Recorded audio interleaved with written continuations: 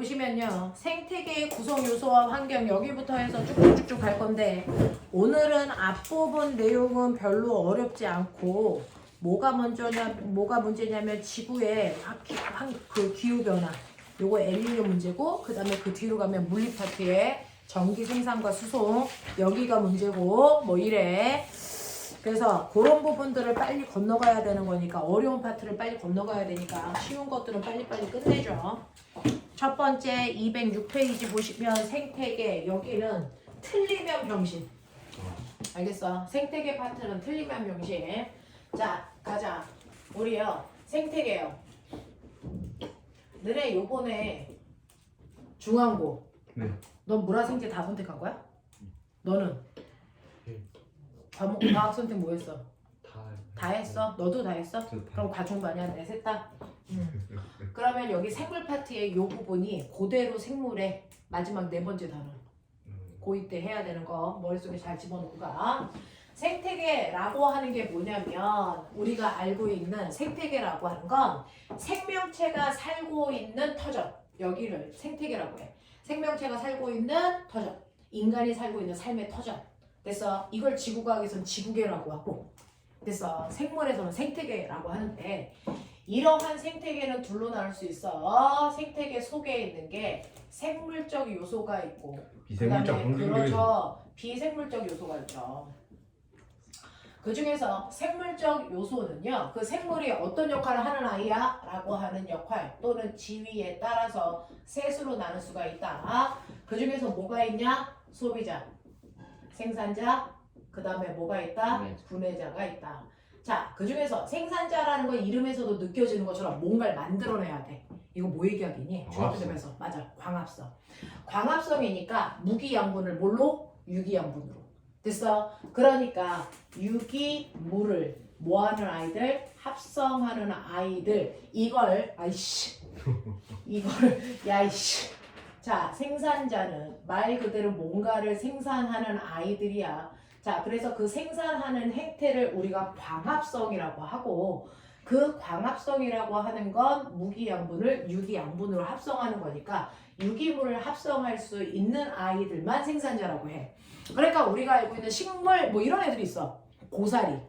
알겠어? 또는 뭐 있어? 버섯. 이런 애들은 우리가 식물이라고 알고 있지만 생산자는 아니야. 걔네들이 광합성을 못하거든. 알겠어? 그래서 광합성을 할 수 있는 식물들이 바로 생산자인 고사리도 거고. 광합성을 못해요. 네. 그럼 걔는 소비자예요? 걔네들은 분해자에 속하는 거야. 고사리가. 곰팡이, 이끼, 네. 그런 아이들이. 되겠어? 이런 애들이 네, 초록색이. 고사리 고사리 갈색인데? 그건 익혔을 때 갈색 아니야? 나 안 봤어. 초록색이야? 아 근데 그거 같아. 옛날에 고사리가 이렇게 컸잖아. 그때 초록색이었던 것 같은데. 모르겠어. 내가 볼게. 안 하면 어떻게 커요? 광합성을 안 하니까 기생생활하는 거잖아. 그래서 버섯 같은 것도 혼자 자라는 게 아니고 소나무에 붙어 자라잖아. 그러네. 양분을 먹고 자라는 거잖아. 고사리는요? 고사리는 혼자 잘 살았네. 혼자 잘 살아? 걔는 광합성 하나? 알아볼게. 그래서 버섯, 이끼, 그 다음에 우리가 알고 있는 곰팡이 이런 애들이 광합성을 못 하거든요. 그래서 광합성을 할 수 있는 아이들을 우리가 생산자라고 하는 거고 이 생산자가 만들어 놓은 유기물을 먹고 사는 아이들 그래서 유기물을 뭐 한다? 소비한다? 이런 아이들을 뭐라 한다? 소비자. 그러니까 우리가 흔히 얘기하는 누굴 얘기하는 거야? 동물. 알겠어? 이게 소비자에 속하는 거고 그 다음에 분해자라고 하면 이 식물과 동물이 죽었을 때 시체를 그래서 사체를 분해해서 다시 뭘로? 유기물을 분해해서 다시 무기물로 만들어내네. 유기물로 분해하는 아이들을 뭐라고 한다? 분해자라고 한다. 됐어? 이런 식으로 역할에 따라 나눈다. 유기물 만들어내는 애가 생산자. 그 유기물을 그냥 쓰는 애들이 소비자. 유기물을 다시 무기물로 만드는 아이들을 분해자라고 한다. 됐어? 역할에 따라서 이렇게 나눌 수가 있고요. 그 다음에 이러한 생물들이 살기 위해서는 우리가 뭐가 필요하냐면 우리가 알고 있는 것처럼 공기, 흙, 그 다음에 뭐 필요해요? 물, 햇빛 이런 것들. 그래서 우리가 얘기하는 이 환경적 요소들 됐니? 얘네들이 비생물적 요소인데 그러면 이런 것들이 다 갖춰져 있는 공간을 우리가 생태계라고 할 건데 이 생태계에서는 어떤 일이 발생하냐면 비생물적 요소가 생물한테도 영향을 줄 뿐만 아니라 생물이 비생물적 요소한테도 영향을 주고요. 그리고 생물과 생물 사이에도 서로 영향을 주고받죠. 그래서 시험에서 나오는 테마는 뭘까? 누구와 누구 사이의 작용이냐. 알겠어? 비생물적 요소가 생물한테 주는 영향이냐 아니면 생물과 생물 사이의 상호작용이냐. 됐어? 이런 것들을 물어볼 건데 그 중에서 비생물적인 요소 아이씨 오늘 왜 이러냐. 네, 그러면 파리지옥은 소비자인가요? 생산자인가요? 파리지옥 같은 경우에는 걔가 광합성을 할 수 있는지 봐야 되는데요. 쟤는 광합성을 하고 있는데 동물을 잡아먹는 걸로 알고 있거든요. 그러니까 걔는 생산자에 속한 거. 생산자라고 하시던 것 같아요. 학교 선생님. 생산자. 네. 학교 생산자라고 했대요. 근데 먹잖아요, 유기물. 그거는 자기한테 악영향을 주는 거니까 그냥 잡는 거죠. 걔를 소비할 수 있는지는 봐야 돼요. 근데 광합성은 하고 있는 것 같아요. 그래서 이런 식으로 환경이 생물한테 영향을 주는 건 우리가 작용이라고 하고요. 구별하기 위해서 생물이 환경한테 영향을 주는 건 반작용이라고 불러요. 그 중에서 시험에 나오는 첫 번째가 바로 작용에 대한 게 나온다. 다시 말할게. 바로 비생물적 요소가 생물한테 영향을 주는 거죠. 생물적 요소한테 영향을 주는 작용에 대해서 먼저 머릿속에 넣어야 되는데 그 중에 첫 번째가 뭐냐면 햇빛이에요. 햇빛. 그래서 태양에서 오는 태양 복사 에너지가 생물한테 영향을 주는데 첫 번째는 뭐냐면 그 햇빛의 세기에 따라서 생물들의 몸의 구조가 달라요. 우리가 알고 있는 것처럼 빛의 영향을 가장 많이 받는 게 식물, 광합성할 텐데 식물의 잎을 자르면요. 중학교 2학년 때 배웠죠. 식물의 잎을 자르면 잎에는 만질 수 있는 껍질을 뭐라 그러냐? 잎에 만질 수 있는 껍질을 우리가 뭐라 한다? 표피라고 한다. 그 표피는 두 가지로 되어 있죠. 뭘로 되어 있어요? 앞면과 뒷면. 그래서 이거를 우리가 앞표피, 뒷면을 우리가 뒷표피 이렇게 얘기하는데 사실은 앞뒤라는 단어는 안 써요. 그냥 표피인데 구별하려고 선생님이 이렇게 붙여주는 건데 그 중에서 앞표피 밑에는요. 빽빽한 세포들의 층이 형성되어 있어요. 중학교 때 했었는데 기억이 하나도 안 나죠. 중2 때 했어요. 얘 이름이 뭐냐면 마치 울타리 쳐놓은 것 같다. 그래서 이름이 울타리 조직이에요. 그리고 그 밑에 세포가 듬성 이렇게 되어 있는 아이가 있어. 그리고 여기에 물관과 체관이 모여있는 인맥이라는 관다발이 들어있어요. 자, 요걸 우리가 뭐라고 그러냐면 세포가 느슨느슨하게 들어있다. 그래서 해면 조직이라고 불러. 그리고 뒷표피에는 사람의 콧구멍 역할을 하려고요. 표피가 반달 모양으로 바뀌어요. 그래서 하나의 표피가 반달 모양의 세포 하나가 되는데 이 두 개가 마주보면 가운데가 뻥 뚫리는 콧구멍이 되는 거야. 그래서 이쪽으로 공기가 드나드는 기공이 되고요. 표피 세포가 바뀐 반달 모양의 세포는 우리가 뭐라 그러냐면 공변세포라고 부른단 말이죠. 그래서 잎은 이렇게 되는데 너네한테 명칭을 외우라는 건 아니고 그냥 이런 구조로 되어 있는데 그 중에서 식물의 잎에서 광합성해야 되잖아요. 광합성이 일어나는 장소. 공변세포. 이씨 엽록체. 그 엽록체를 가지고 있는 세포가 바로 울타리 조직에 있는 세포들과 해면 조직에 있는 세포들과 공변세포가 바로 엽록체를 가지고 있어요. 대신에 표피세포에는 엽록체 있다 없다? 없다. 인맥에도 없다. 알겠어? 그래서 광합성을 할 수 있는 건 울타리 조직, 해면 조직, 공변세포 요거 세 개가 광합성을 하고 얘네들이 엽록체를 가지고 있기 때문에 잎이 초록색이다. 됐어? 이렇게 되는 거예요. 그 중에서도 앞표피로 봤을 때 잎이 훨씬 더 초록색이야. 왜? 울타리 조직이 보이니까. 표피는 투명하거든요.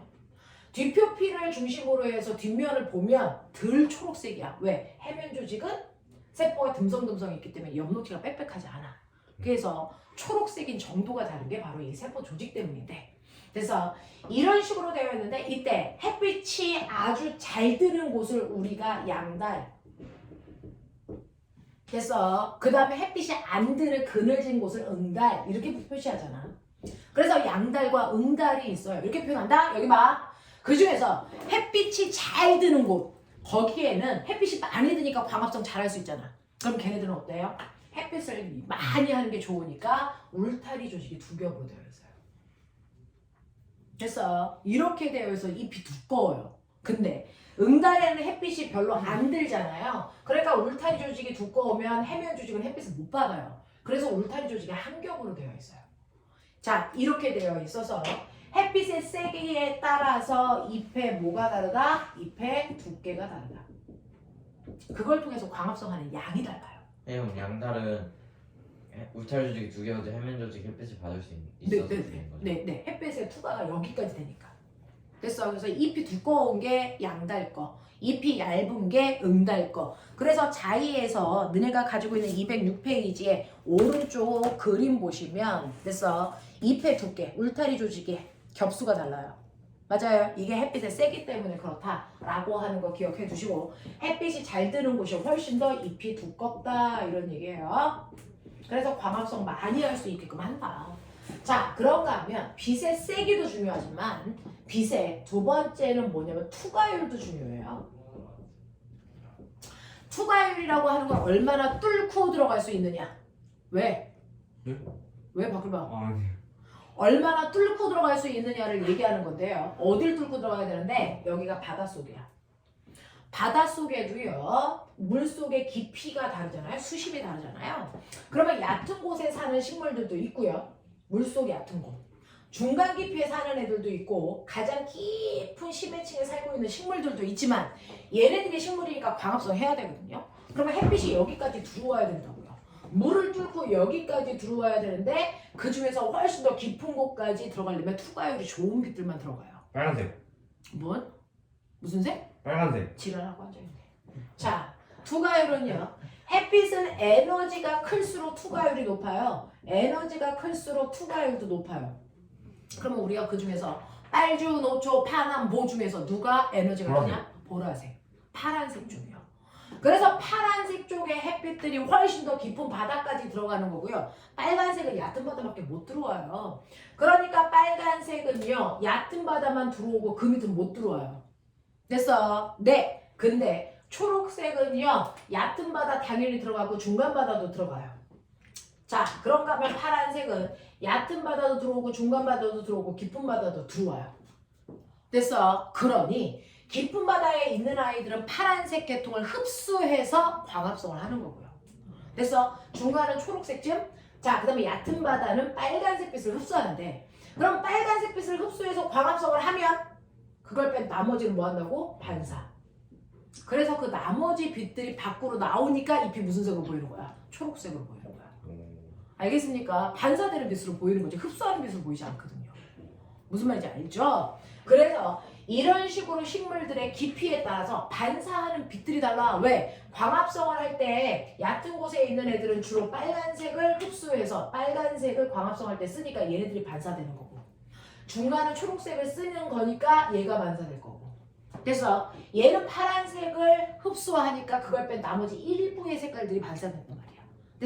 그래서 우리 눈에 보이는 정도가 달라서 얘를 녹조소, 녹조류, 알조류, 홍조류라고 하는데 됐어. 착각하지 말아야 되는 거 얘가 녹조류인 건 초록색을 쓰기 때문이 아니고 초록색을 반사하기 때문이야. 주로 빨간색을 흡수해서 광합성을 됐어. 네, 그러면 네.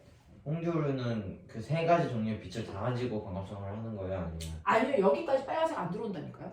그러니까 밑쪽 부분은 빨간색이랑 네. 세 개가 다 들어가는데 그중에 빨간색을 흡수해서 광합성할 때 써요. 얘네들은 광합성할 때 안 써요.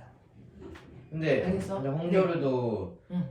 그 수심이 깊은데 위쪽 부분이랑 중간 부분은 빨간색이랑 초록색 빛이 들어오니까 걔네를 가지고도 빨간색이랑 뭐라고요?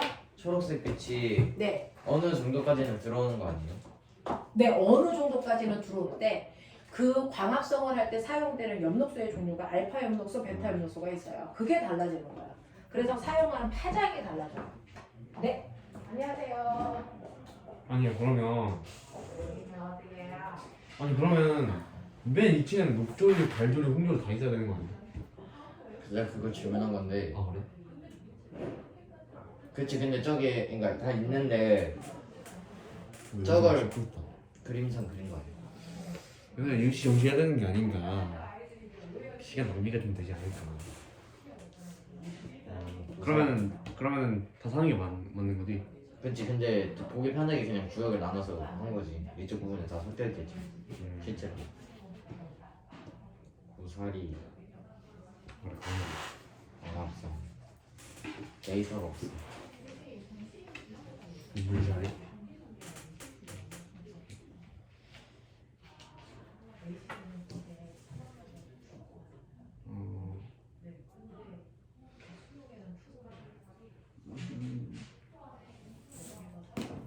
뭐래? 레이서가 없어. 없어? 찾아볼게. 와이파이 연결하는 중. 와이파이 있어 여기? 일단 자, 저기 광합성을 한다는데. 방송해? 와이파이 이건 뭐야?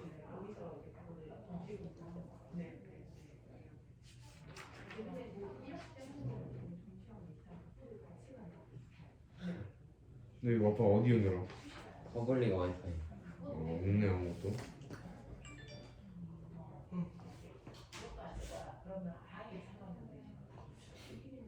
인터넷 연결 없어.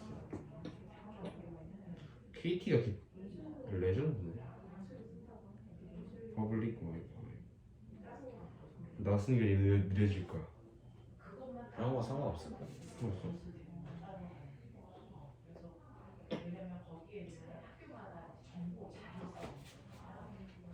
지금 네 EDM 들어?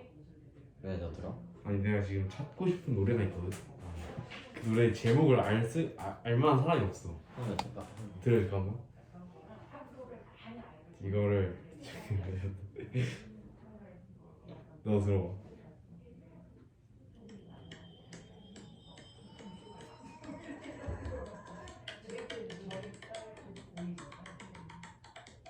이거 뭔지 알아?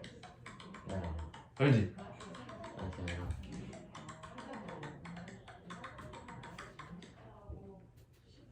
아.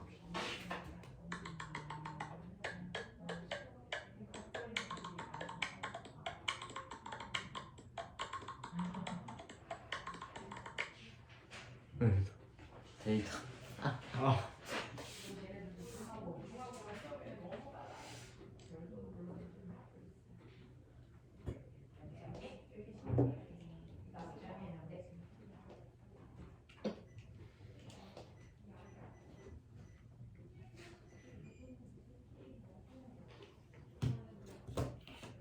오.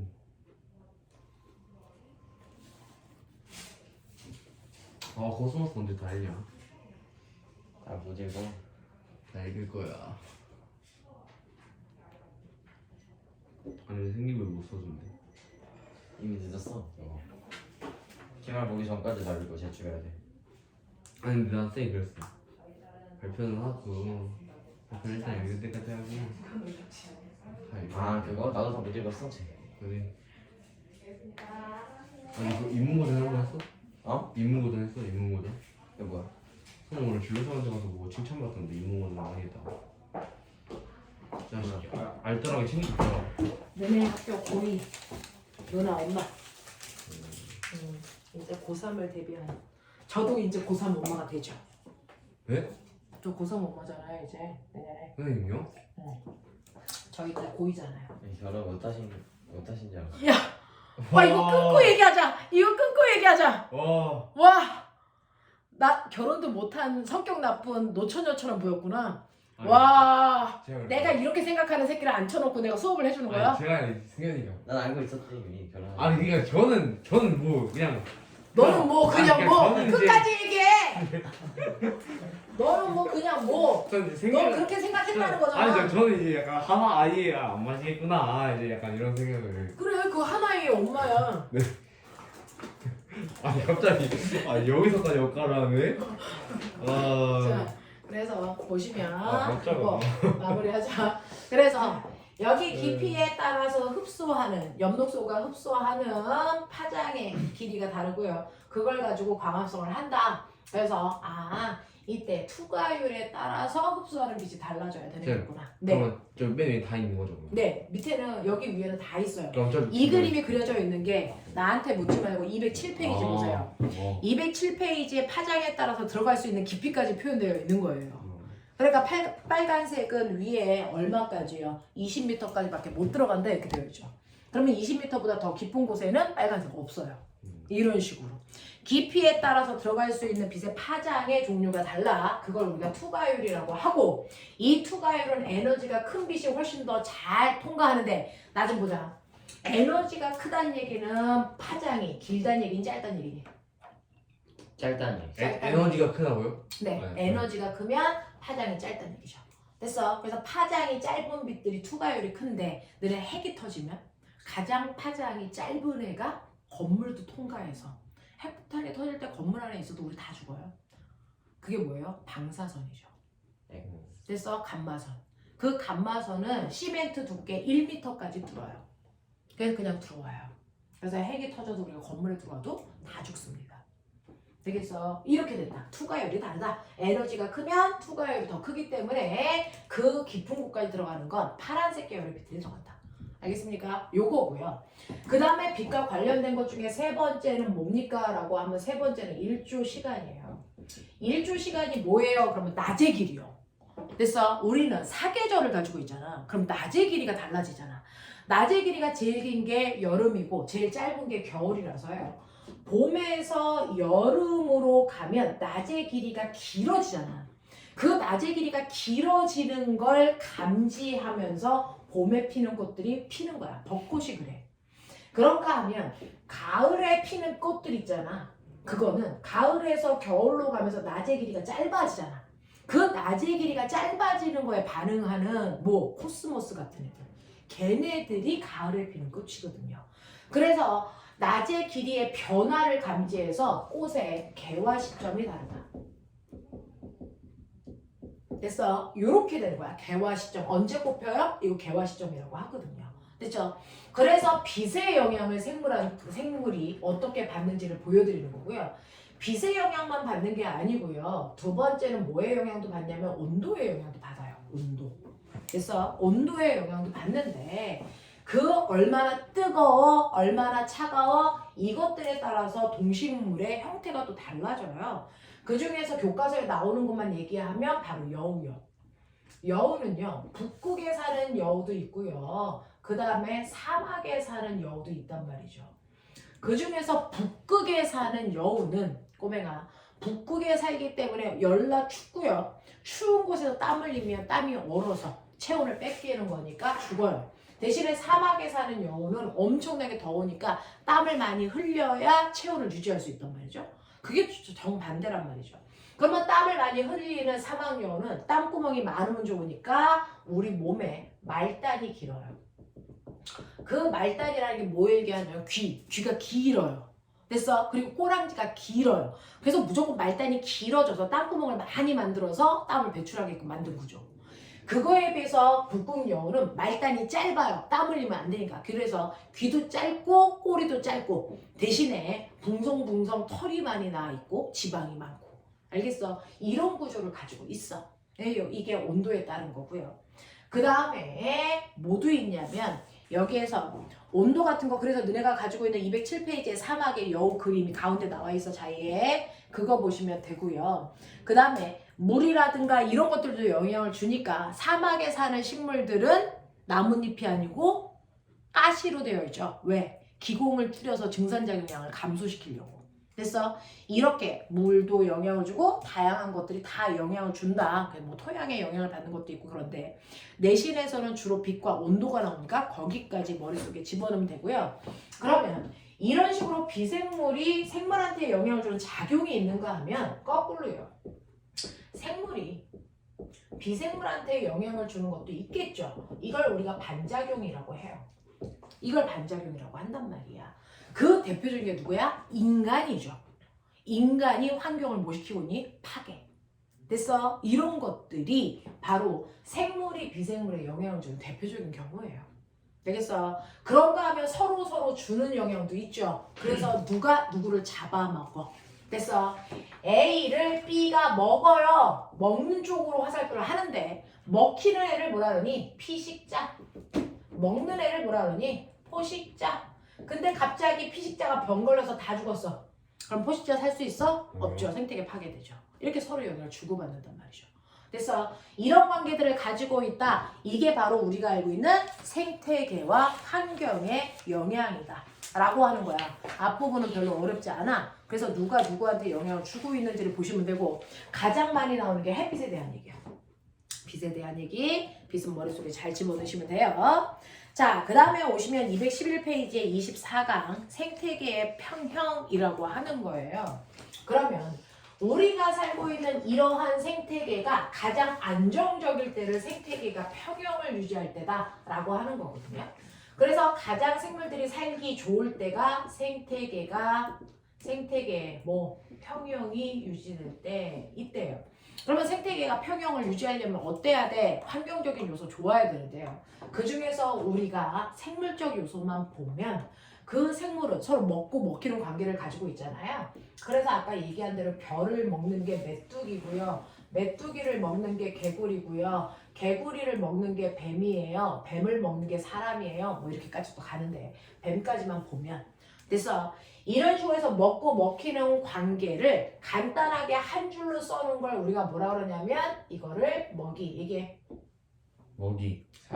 사슬이라고 하죠. 이렇게 간단하게 먹이 사슬로 구성되어 있는데 이때 만약에 메뚜기에 내가 살충제를 뿌렸더니 다 죽었어. 됐어? 그럼 어떻게 되니? 메뚜기를 먹고 사는 개구리는 죽겠죠. 개구리가 죽으면 뱀도 죽겠죠. 그래서 여기에 이렇게 간단한 구조로 되어 있으면 생태계는 급속히 파괴됩니다. 근데 여기에 만약에 벼만 있는 게 아니고요. 강아지 풀도 있고요. 그 다음에 옥수수도 있고요. 얘네들을 먹는 애가 얘도 먹지만 뭐 참새도 있고요.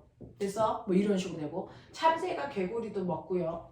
그래서 그 참새를 뱀이 먹고요. 이렇게 복잡한 관계를 가지고 있다면 여기에서 메뚜기가 죽어도 그래서 생태계가 파괴될까요? 아니겠죠. 보존되겠죠. 네. 됐어? 그래서 생태계 안에 종은 단순한 거 말고요. 이렇게 종이 복잡할수록 생태계는 훨씬 더 안정적이다. 평형을 유지한다. 그러면은 이렇게 하나의 공간 안에 생태계가 복잡해서 서로 먹고 먹히는 관계가 복잡한 걸 우리 뭐라 그런다? 이거를 말해? 그물이라고 한다. 그래서 먹이 그물의 형태가 되는 게 생태계가 훨씬 더 안정적이기 때문에요. 이렇기 때문에 지구상의 생물의 종은 다양해지는 방향으로 변합니다. 종의 분화가 일어난다고요. 생태계 평형을 유지하기 위해서. 알겠습니까? 이렇게 해서 먹이 사슬보다는 먹이 그물의 형태가 훨씬 더 좋아요 라고 하는 게 211페이지에 나와 있고요. 이러한 생태계에서 우리요 생산자와 소비자 사이의 관계만을 나타낸 걸 우리가 뭐라 그런다? 이거를 먹이 피라미드라고 하는데요. 먹이 피라미드 안에 분해자는 들어있지 않아요. 생산자부터 시작해서 소비재까지만 들어있는데 그 중에서 가장 아래쪽에 있는 얘가 바로 생산자 식물이에요. 자, 그리고 생산자를 직접 먹는 초식 동물을 우리가 1차 소비자, 1차 소비자를 먹는 아이를 2차 소비자, 2차 소비자를 먹는 아이가 3차, 4차, 5차 이렇게 가는 거고 가장 마지막 제일 위에 있는 아이를 우리가 최종 소비자 이런 느낌으로 그리는 건데 이때 얘네들의 뭐를 그렸더니 이 모습이냐면 첫 번째 얘네들의 개체수요. 생태가 평형이 되려면 그래서 여기에 있는 벼는요 같은 공간 안에 벼가 100만 개쯤 있다면 그래서 100만 개쯤 있다면 이거를 먹고 사는 메뚜기는 개체수가 한 100개쯤 있고요. 그걸 먹는 개구리는 개체수가 한 30개쯤 있고요. 그리고 뱀은 한 2개밖에 없어요. 됐어? 그래서 하나의 생태계가 평형을 유지할 때 윗단계로 올라갈 때 개체수는 됐어? 점점 감소합니다. 그래서 그 크기를 그렸더니 이게 피라미드 모양이다. 알겠습니까? 그래서 피라미드 모양이 나타나는 게 개체수예요. 위로 갈수록 상위 단계로 갈수록 개체수는 줄어들어야 생태가 평형이 됩니다. 됐어? 근데 갑자기 메뚜기의 개체수가 급증했어. 어떻게 될까요? 벼가 줄어들면 네. 메뚜기의 개체수가 급증하면 메뚜기가 많아지니까 얘가 벼를 많이 먹어요.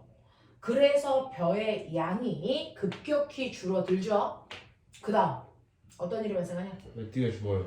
그러니까 위에 게 늘어나죠. 메뚜기가 급격히 줄기 전 됐어. 메뚜기가 늘어날 때 벼의 개체수는 줄고요. 그 메뚜기를 먹는 개구리의 개체수가 따라 늘고요. 개구리가 느니까 뱀도 늘어나요. 됐어. 근데 이렇게 되다 보니까 메뚜기가 먹을 게 없네.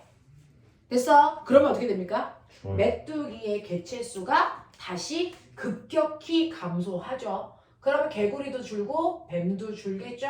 그랬다가 다시 생태계가 평형이 되죠. 알겠습니까? 이런 변화를 갖는데 시험에서는 뭐가 나올 거냐면 아까 피라미드 안정적인 모양에서요.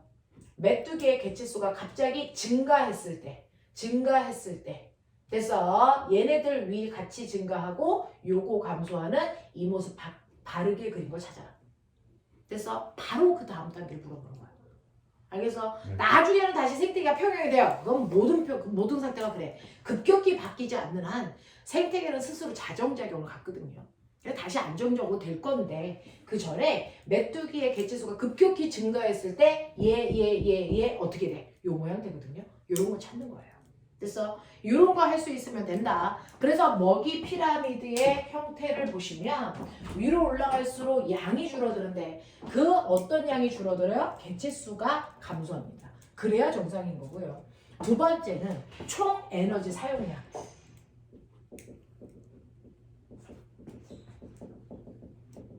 실제로 태양에 햇빛이 들어오면 그걸 직접 식물이 광합성할 때 써요. 광합성할 때 식물이 100의 에너지를 썼다고 치자. 됐어? 네. 그리고 나면은 식물들이 호흡하면서 그 에너지의 일부를 쓰고 그리고 나서 얘는 죽기도 하고 근데 그 식물을 먹는 아이가 1차 소비자죠. 그럼 1차 소비자한테 건너간 에너지는 얼마야? 라고 하면 80이요. 또 얘도 살아가면서 지가 쓰고요. 죽기도 하고요. 됐어? 그 다음한테 먹히면서 그 다음 세대한테 건너간 거 얼마야? 40이요. 그 다음은 얼마요? 10이요.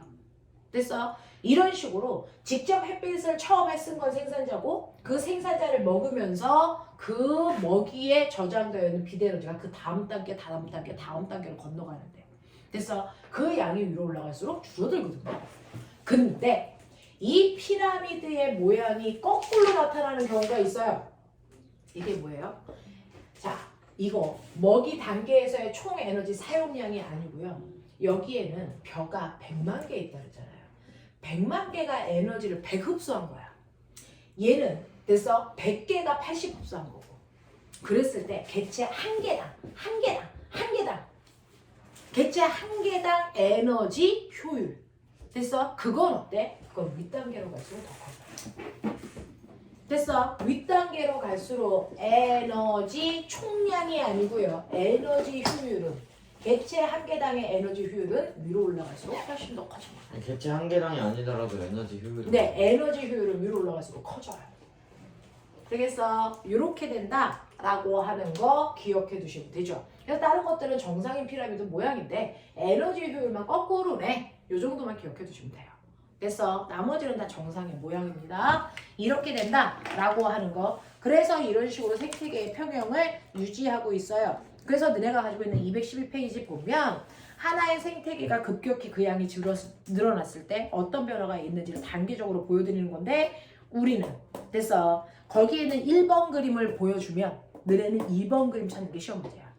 알겠어? 네. 끝으로 가서 혼자 4번 찾고 그러면 안 된다. 이렇게 된다. 라고 하는 거 기억해 두시면 되고 그 다음에 환경의 변화가 생태계에 어떤 영향을 줘요? 라고 하면 환경의 변화는 생태계에 엄청난 영향을 줍니다.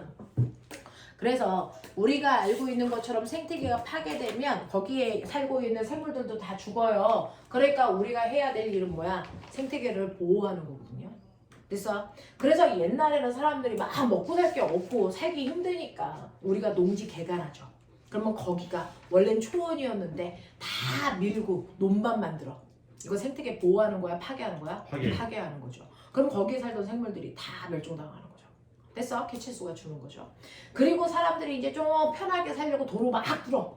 산을 깎아서. 그럼 생태계 파괴되는 거잖아요. 근데 우리는 이제 생태계를 보호하려고 어떻게 해요? 이렇게 산을 깎아가지고 도로를 만들면 여기에 산이 이쪽하고 이쪽이 나뉘게 되잖아요.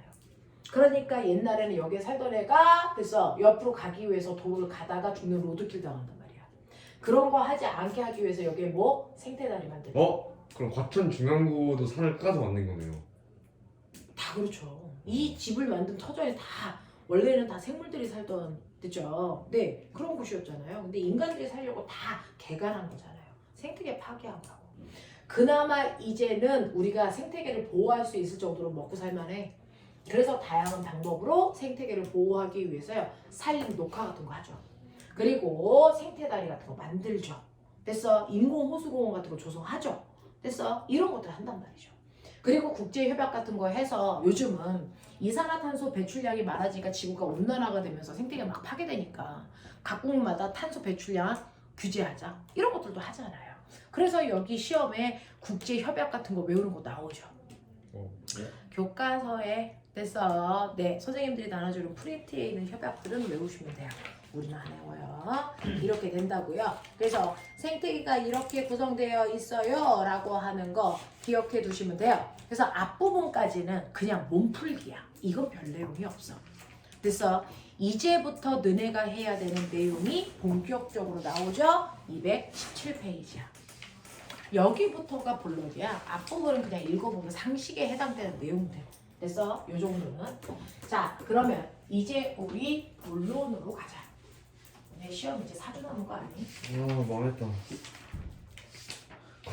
진짜 흥했다는 없고 망했다만 있는 거야. 4주 남았거든요. 그래서 이번 주하고 다음 주까지 진도 끝내고 2주는 문제 푸셔야 점수 유지가 되겠죠. 그래서 선생님이 급하게 진도를 막 나가 드릴 테니까 머릿속에 잘 집어넣고 숙제 꼬박꼬박 잘해가지고 오시면 돼요. 이번에 잘 봐야 되는데. 네.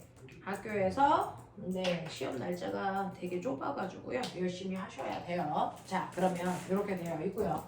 이제 우리가 해야 되는 건 그러면 인간들이 살아가면서 환경의 변화들이 막 있었는데 지구가 46억 살이거든요. 그 중에서 인간이 산 것 1만 년밖에 안 됐단 말이죠. 그러면 1만 년 전에 지구의 기후와 지금의 기후는 어때? 라고 하는 옛날부터 지금까지의 지구의 환경이 어떻게 달라졌을까? 환경 변화가 궁금한 거죠. 그러면 인간이 살지 않았던 시대의 환경이 어떤지를 우리가 알 수 있어요? 라고 하면 실제로 알 수 있어요. 여러분들이 화석을 봐도 되고요. 됐어? 화석을 통해서도 우리가 환경을 예측할 수 있고요. 그 다음에 뭐 봐도 되냐면 코어 분석. 코어가 뭐예요? 빙하를 보는 거예요. 빙하 분석하는 거예요. 그 다음에 산호 또는 나무에 뭐 봐도 돼요? 나이테 같은 거 연구해도 지구의 환경 변화를 볼 수 있단 말이죠. 그 중에서 코어가 뭡니까? 라고 하면 남극에 가면 빙하가 대단히 두껍게 쌓여있어요. 몇 킬로나 되죠. 근데 실제로 이 빙하가 한날 한시에 만들어진 게 아니고 1년에 빙하가 한 2mm 정도 자란대요. 2mm. 그게 쌓여서 몇 킬로가 된 거예요. 그러면 가장 깊은 곳은 지금으로부터 몇만 년 전에 쌓인 빙하잖아요. 됐죠? 그래서 이 빙하를 속이 뻥 뚫려 있는 철근으로 뚫어버리는 거야. 시추하는 거야. 그래서 그걸 끌어올리면 가장 끝에 있는 빙하까지 통으로 끌려 올라오거든요. 그래서 여기에 있는 빙하의 성분을 보는 건데 어차피 빙하는 물이 온 거거든요. 근데 물 중에서도요. 산소가 독립원소가 존재합니다. 산소 중에 대다수는 질량이 16짜리 산소지만 질량이 18짜리 산소도 있단 말이죠. 그러면 똑같이 물을 만들었을 때 질량이 16짜리에 해당되는 산소를 가지고 있는 물이냐 아니면 질량이 18짜리인 산소를 가지고 있는 물이냐에 따라서 똑같이 물이지만 무게가 달라. 이게 물속에 이렇게 있을 때요. 어떤 일이 발생하냐면 햇빛이 막 내리쬐면 얘네들이 증발하는데 증발할 때는 옆에 있는 입자와 입자 사이의 인력을 끊어야 되는데 너네 물리 시간에 배웠지. 여기에 있는 물체의 질량에 의해서 만유인력이라는 생겨. 그 만유인력이 바로 입자 간의 인력이거든요. 이걸 끊어야 증발하는 거거든요. 근데 이 아이가 무거울수록 만유인력이 세잖아요. 잘 안 끊겨요. 됐어? 동일 원소의 양도 실제로 산소가 16짜리인 아이가 75%면 18짜리인 아이는 25%밖에 안 돼요. 원래 양도 적지만 얘네들은 인력이 세기 때문에 증발 자체가 안 된다고. 근데 주변의 환경이 대단히 건조하고요. 그리고 온도가 높아지면 됐어? 다른 때에 비해서 얘도 많이 증발해. 이 물도 많이 증발해. 더우면. 됐어? 그래서 그게 증발해서 뭘 만들어? 구름을 만들면 얘가 엄청나게 비를 쏟아내는데 여기가 춥잖아. 이게 얼잖아. 그래서 빙하가 되는 거잖아. 됐어? 그래서 평상시에는 빙하 속에 있는 물의 비율이요. 16짜리 물과 18짜리의 비율이 4대 1 정도의 비율이라면 날씨가 건조해질수록 얘의 증발량도 많아지니까 비율이 3대 1쯤 되잖아요. 됐어? 그래서 이 비율의 변화를 통해서 아, 이 주변이 건조했구나, 뜨거웠구나 이런 거 예측하는 거야. 그러면 18짜리 산소는 물에서 증발해서 구름으로 가서 다시 비로 내려도 물은 순환하는 거니까. 그 18짜리 산소가 내리는 거예요? 네, 당연해요. 됐어요. 네, 그래서 그 안에 있는 16짜리와 18짜리를 보고 그 당시가 얼마나 건조했는지 뜨거웠는지 이런 거 분석할 수 있고요. 그리고 원래 1년에는 됐어 빙하가 한 2mm 자라야 되는데 됐어 해마다 걔네들이 자라면서 나이테가 생기는 거거든요. 빙하에도. 그래서 어떤 해를 보면은 빙하 간격이 훨씬 더 조밀할 때도 있고요. 더 넓을 때도 있어요. 됐어? 그런 것들로 강수량이 어땠니? 뭐 이런 것들 다 분석한다는 말이죠. 됐어? 그리고 나무들의 나이테 이것도 그래요. 실제로 모든 나무는 나이테가 있다 없다? 있는 애도 있고 없는 애도 있어요. 나이테가 있으려면 봄, 여름, 가을, 겨울 계절 변화가 있어야 돼. 그래서 여름에는 뜨거우니까 생장 속도가 확 빨라서 세포가 됐어 대단히 크게 자라고요.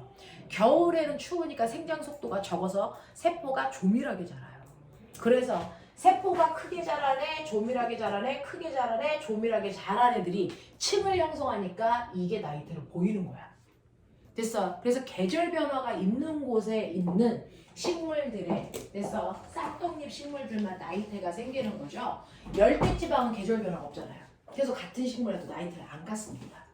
되겠어? 자, 그랬을 때 이 나이테의 간격, 조밀한 정도 이런 것들로 기후 환경을 예측할 수 있어요. 똑같이.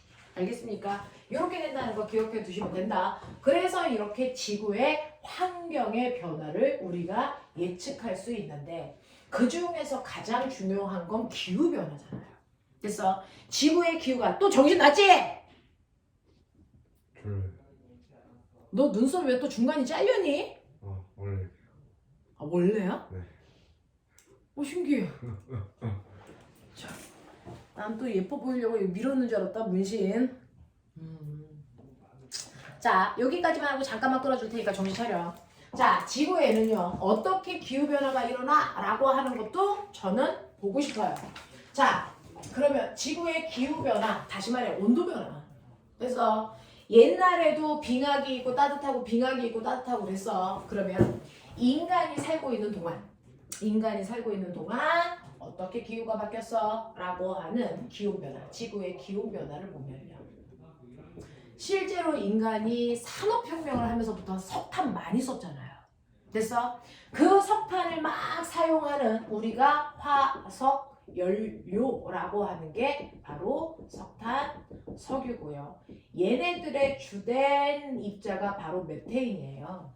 얘네들을 사용하면 얘가 산소와 결합하면서 너네 알죠? 이산화탄소라고 하는 온실가스 배출량이 많아져.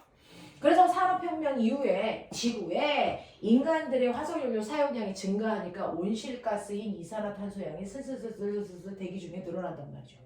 이 대기 중에 이산화탄소가 늘어나는 비율과 지구의 평균 기온 상승이 정확하게 일치합니다. 그래서 지구를 따뜻하게 하는 지구에 대해서 자 온난화를 일으키는 주범이 우리 이산화탄소구나. 그 이산화탄소가 인간이 사용하는 연료 때문이구나. 그럼 탄소 배출하지 않는 연료를 만들자. 이런 얘기까지 가는 거야. 원자력. 네, 그래서 그런 것들 만들려고 하고 있는 거예요. 신재생 에너지, 오염물질. 근데 오히려 신재생 에너지보다 원자력이 이산화탄소 배출량이 3분의 1 정도 작대요. 네, 그래서 그거 만들려고 하잖아요. 인공태양. 됐어. 네, 그래서 이런 것들 때문에 이산화탄소 배출량을 줄여야 되겠어요? 라고 하는 거예요. 되겠어? 자, 그러면 이러한 이산화탄소의 변화가 지구의 기후의 변화를 일으키는데 나 궁금한 게 있는데 이산화탄소가 많아지면 지구는 왜 뜨거워져? 온실이 있으니까. 라고 닥쳐. 네? 자, 이게 뭐냐면 맞아요. 햇빛이 이렇게 들어와요. 햇빛이 이렇게 들어오고 여기에 이산화탄소라는 아이가 있어요. 그리고 여기 땅바닥이에요. 그러면 실제로 땅바닥까지 들어오는 아이가 50%고 대기에서 흡수해서 방출하는 아이가 20%잖아요. 됐어. 근데 땅바닥에서 흡수해서 얘가 다시 나갈 때요. 이 나가는 형태가 적외선의 형태인데 이 적외선을 흡수하는 기체들이 있어요. 다른 건 흡수하지 못하는데 적외선의 형태의 에너지를 흡수하는 아이가 있다. 그걸 우리가 온실기체라고 한다. 누구 있니? 메테인. 메테인 있고요. 수증기. 수증기 수- 있고요. 이거 수성. 외우세요. 이산화탄소 있고요. 이산화황. 됐어. 네. 이산화황 또는 산화이질소 이런 애들이 있어요. 됐죠? 얘네들이 온실 효과를 일으키는 아이인데 그러면 얘네들이 많아지면 어떻게 온실 효과가 일어나는데? 나가려고 하는 50%는 못 나가고 이거 한 45%만 나가? 아니, 나가는 거 50이야. 여기서 나가는 것도 20이야. 그러니까 항상 지구는 복사평형이야. 에? 근데 왜 뜨거워져요? 그걸 얘기한 거야. 자, 왜 뜨거워지냐면 사실은 지구에서 50%가 나갈 때요. 이 온실가스가 그 중에서 일부를 흡수를 한다? 일부를 흡수를 하고 일단은 나머지만 배출한다? 그리고 이 흡수한 애를 땅으로 다시 보낸다? 이걸 우리가 재방출이라고 해요. 10%를 땅으로 다시 보내면 그냥 나가면 될걸 얘가 이산화탄소 같은 온실가스가 한번 흡수해서 땅으로 다시 보내주면 실제로 땅에서 받은 양은 50이 아니고 얼마? 60인 거죠. 그랬다가 얘가 나가. 그러니까 결국은 됐어? 나가는 건 20, 40, 10 합쳐서 80%, 70%인 거 맞아. 총 나가는 양이 70%인 건 맞는데 온실가스가 땅으로 한번 보내서 방출되기 때문에 요거 때문에 지구가 재가열된다고. 근데 이산화탄소와 같은 온실가스들이 많아지면 얘가 흡수해서 땅으로 보내는 양이 10%가 아니고 12%, 15%, 17%, 20% 이렇게 늘어요. 그러면 땅바닥에서 재흡수하는 양이 많아지기 때문에 됐어? 네. 실제로 12% 흡수해도 12% 나가고 15% 나가서 흡수한 양과 방출하는 양은 같아서요. 복사평형인 건 맞아요. 그래서 맨 처음에 지구의 온도만 올라갔다가 지금은 다 됐어. 지구의 온도가 일정한 복사평형 상태예요. 그래서 그 평형이 되는 온도를 우리가 상온이라고 하잖아요. 그 상온의 온도가 20도란 말이죠. 근데 이런 식으로 온실가스가 재방출해져서 땅이 한 번 더 뜨거워지면 어떤 일이 발생하냐면 복사평형이 일어나는 온도가 훨씬 더 높은 온도에서 평형을 이루어요. 그래서 20도가 아니고 25도, 30도 이런 식으로 지구의 온도가 올라가면서 복사평형이 된다는 거야. 됐어? 그래서 지구가 뜨거워지는 거야. 요 양이 증가하기 때문에. 알겠냐? 그래서 이 양을 증가시키지 못하게 온실가스들을 규제해서 이 양을 줄이지 않으면 우리 이제 지구에서 못 살아요. 그래서 왜 못 사는지는 10분만 끌었다가 해주죠. 되겠어요? 네.